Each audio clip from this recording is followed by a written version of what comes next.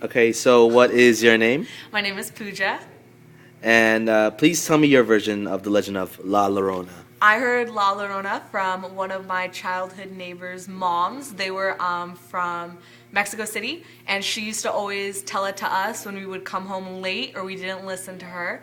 And the story that I heard was that La Llorona was a mother who drowned her children in rivers and lakes because she wanted to marry a man who, didn't want to take care of her children. She killed all her kids, and the man still refused to marry her.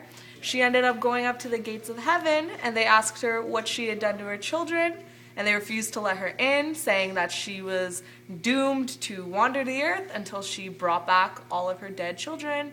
So now the legend is that she walks at night near lakes and rivers, and she constantly wails and cries, and that if you look like one of her children, or if you're a bad kid, she will take you in the hopes of being led into heaven.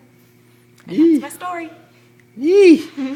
So scary. Creepy. Well, I mean, it is a creepy Oh yeah. story, but I mean, we hope to see you at one of the performances of La Llorona. It's going to happen on November 2nd through November 4th at the Mexican Heritage Theater in San Jose. So thank you for telling me your version, and we hope to see you. For sure. Yay!